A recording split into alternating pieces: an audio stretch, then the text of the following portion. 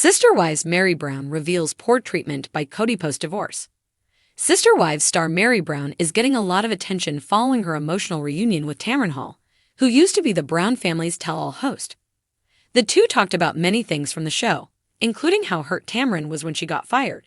But what surprised many viewers was when Meri revealed Cody's poor treatment post-divorce. Keep reading to see her statements. Sister Wives, why was Tamron Hall fired? Tamron used to be the tell-all host of the Brown family for 4 seasons. It was even called Reunions back in the day, where Tamron asked many unfiltered questions for Cody and his now ex-wives. She said, "I, like millions of viewers, watched the family grow and change over time."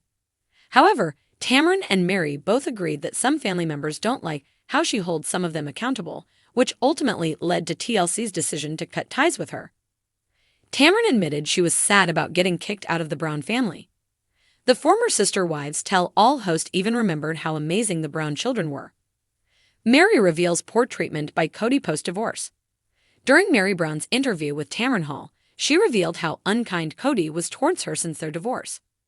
According to the Sister Wives star, her relationship with Cody nowadays is pretty non-existent, adding, "To be honest with you, I'm dealing with a lot of grief." Meri explained that she wasn't grieving over Cody. Instead, she was devastated about how their divorce didn't turn out the way she wanted it to be. Meri was hoping they would still be kind to each other post-divorce. But she agreed when Tamron asked her if Cody was unkind to her. Meri went on to say that she needed to protect her space and energy because of that. Meanwhile, many fans were happy about how Tamron's interview with Meri turned out. So fascinating to hear that Tamron could see how much Cody and Robin were manipulating her way back when, and she could see that Robin was not a true friend. The question Tamron asked about the tension between Meri and Robin is exactly why we loved her as the host and interviewer. Great interview. For Tamron to do the final sit-down is a Sister Wives fan fantasy. Could you imagine Cody and Robin's faces? Tamron is a real journalist. Cody was afraid of her. Sister Wives. Meri Brown said she was not in the place to divorce. Meri Brown also opened up about why she wasn't in the position to divorce back then. According to the Sister Wives star, it was a lot harder to legally divorce Cody compared to when she released herself from their church. She continued, "I was not in the place at the time to terminate it that way. But by the time that I ended it spiritually, I was like, I'm done, I'm out."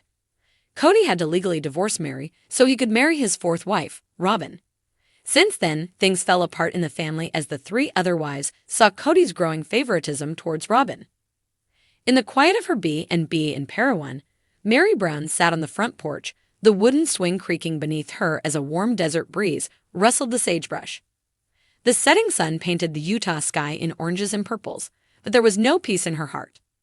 A film crew lingered in the background, their lenses capturing the aftermath of a spiritual and emotional severance decades in the making. "I always believed in us," Meri whispered, eyes fixed on the horizon, even when he didn't. It had been over a year since she and Cody officially declared the end of their spiritual marriage. But while the cameras framed it as a mutual decision, Meri was finally ready to tell her side. Raw, unfiltered, and no longer bound by the facade of plural harmony. "The way he treated me after the cameras stopped rolling, it wasn't just cold," she said during a private interview segment, voice trembling slightly. "It was cruel." Meri leaned forward, her hands clasped in her lap, knuckles white. "You know, Cody used to say he loved us all equally. But once Cristin left and Janelle started standing her ground, I became invisible.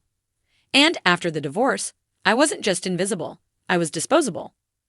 She recounted one evening not long after they made their split public. Meri had reached out, not for reconciliation, but simply to talk. She missed the shared history, the idea of family. But Cody didn't pick up.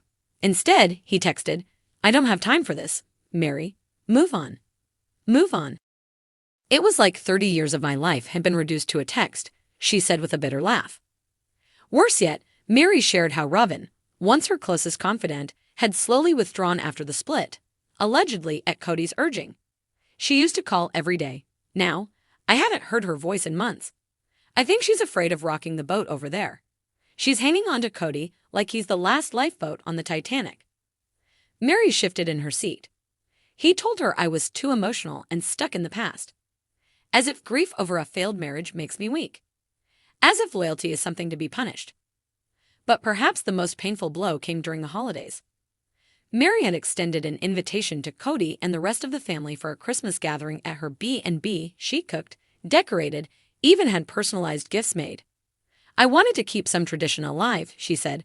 "Just something for the kids, for Solomon and Ariella, for the grandkids, for the idea of family." But no one came. Cody didn't even respond to the invitation, Meri said, her voice cracking. Not even a polite no thank you. Instead, a week later, she saw photos on social media. Cody and Robin smiling with their kids in Flagstaff, posing by a tree, matching pajamas and all. It was like I'd been erased. Behind the scenes, producers confirmed what Meri alluded to. Cody had drawn an emotional line in the sand.